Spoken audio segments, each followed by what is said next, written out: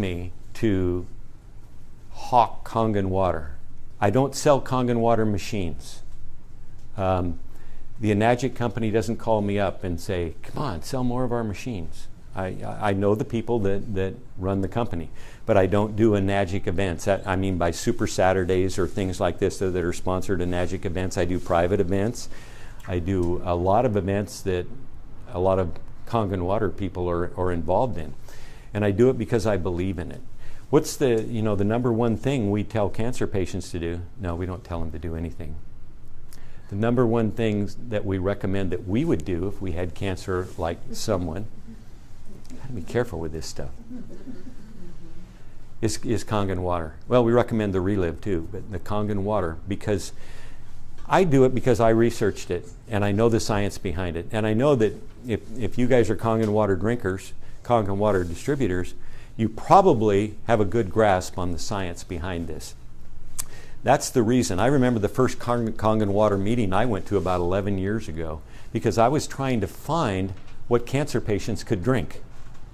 As I walk into the grocery store and Gatorade, mineral water, bottled water, V8, full of chemicals, all of this stuff. I said, well, there's nothing here they can drink. I'm going to have to go find myself a spring, and bottle of water myself. And that's when someone said, you need to go listen to this. I go, okay, here's another one. And I did. I went and listened to it. And I said, wow. So I started to study it. I didn't buy a machine right away. I said, this is pretty interesting. I'm going to go take a look at this. And I research about everything. As if I wouldn't do it, I couldn't recommend that you do it. And so we do a lot of research. And I wanted to find out, why is this water good? You can tell me it's alkaline water, but you know what? I can put a spoonful or a quarter teaspoonful of baking soda in tap water and I got alkaline water. Doesn't mean it's any good for you. No, this is ionized water. It just happens to be alkaline. And, put your arms around this, you'll read it in the book. Healing is voltage, and voltage is equitable to pH, into alkalinity. And so we need to understand that. And your cells in your body are negatively charged, or they're supposed to be. And if they're not running at minus 25 to minus 50 millivolts, you're sick. And cancer patients and many others are running below that. So your body running at that voltage has very little capacity to build new cells or to heal those cells that are now sick. So what do we need to do? Raise the millivoltage. How would you raise a cell that needs 25 more millivolts? What's the fastest way to do that? It used to be eating organic vegetables because they're very high in pH and they're loaded with nutrients. But because of that pH, it's the best way, doing a lot of those, to raise your cell voltage and to raise the pH of your body. Your blood's always going to stay at the same pH because if it doesn't, you're going to die. So your blood, if it's not at about 7.35, somewhere in that range to 7.4, then you're going to die. So it'll rob pH from anywhere. It'll take it from your bones and from anywhere to maintain that. Why do we have osteoporosis? Our body starts to break down. So we need to raise that cell voltage. The best way in the world now to raise cell voltage is this. Can you imagine if this is running at minus 600 to minus 800, some don't get quite that high millivolts. Isn't that the best way if you're pouring that in your body to raise that cell voltage? It is by far. I mean, we learned about this from the Hunsakat people at the base of the Hindu Kush in the Himalayas. They drank glacier milk. What is glacier milk? And I know this to be true, if you went into a Hunsakat village up in the north of Pakistan, up in the mountains at 10,000 feet, and you got invited into the guy who runs the community, into his hut, he'd set 2 glasses of water in front of you. One would be clear, one would be gray and cloudy. Which one would you drink? Gray and cloudy. Gray and cloudy. That's the one I would drink. Why? Because it's ionized water. It's alkaline ionized water. What do you need to ionize water? You need minerals and you need power and water in the water. What happens when this pure water crashes down, when the snow melts, coming down the streams, down the mountains, under power, because it's rushing down the streams, it's picking up the minerals out of the sand and the rocks in the base. And so when the water reaches here, yeah, it's a little gray and cloudy, but it's very high alkaline, and it's running a high ORP, high negative ORP, because it's been ionized. That is the technology behind this in its simplest form. So the fastest way to bring up that cell voltage is by drinking Kangen water, by far. I've seen nothing else that remotely comes close. And I get people all the time saying, I have this machine, I know it's every bit as good, and it costs half the price. And I have to say, oh, really? Prove it. I have said, and I've gone on record, when someone shows me a machine that's as good as this one, I'll advertise it too. I've been saying that for 10 years. And there's not one. If there is, fine. I tell people to use it, but I have not found one that can compete. And I call it in the book the Rolls Royce of water ionizers. And everyone wants to compare their machine to this one. Ours does what theirs does for half the price. Well, no, it doesn't. We've run into several machines, and people have said that actually harm people because the plates begin to break down. And they've actually poisoned people. I don't want one of those machines. So, and you only need one of them. I mean, you can have more if you like. And some people have them all over the place because it works. What it does works. That high pH is the way to bring that cell voltage up. But it's also the way in that process to bring an acidic body, an inflamed body, back to alkaline. Remember that newborn baby? We want to smell like that again. That's what we want to be. And in order to do that, we need to do the things that allow us to get there. That's all the 5 things that we covered, but we need to drink this water. Now, I've seen people go to a Kangen water meeting. All the while they're watching the demo, they're drinking Kangen water. Some of them will drink a half a gallon or more while they're sitting there. Next day you call them up, how you doing? Sick as a dog, I'm never drinking that water again. I say, good. They don't understand the detox that goes on. So many people are so toxic, we talked about our livers and all, so toxic that when you start pouring good stuff in there, your body starts to detox immediately. And if you detox too fast, we call it a Herxheimer reaction. Your body reacts. And you could be nauseous, you could be headachy, you could be lethargic. All of these things could take place. And they do if you try and detox too rapidly.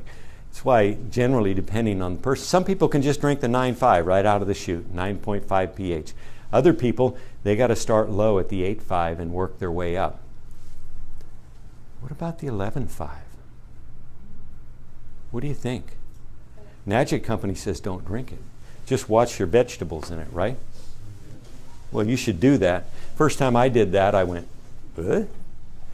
I put all my vegetables that I just bought at the store in a big sink full of 11.5 pH water, and I left it there for about 10 or 15 minutes, and I came back and I pulled them all out and I looked at the water and I said, what's that? Somebody pee in the water? It was dark yellow. Those were all the pesticides and herbicides that came off the produce. Wow. Did I say something? Oh, okay. So is it okay to drink a lot of the L5, 1.5? I was getting there. Oh, I'm sorry. No, good. I'm glad. Yeah. Like someone told me, oh, you can't do that. Yeah, I had to leave you in suspense because a lot of people say, don't do that. Don't do that. I'm not going to tell you to drink the 11.5 water, okay? Would I drink it? Oh, absolutely. And I have. I've drunk a lot of it. And we have seen that this is what often turns late-stage cancer patients. Because we're rebuilding the cells. Remember, we're lifting that cell voltage. We're alkalinizing an acidic body.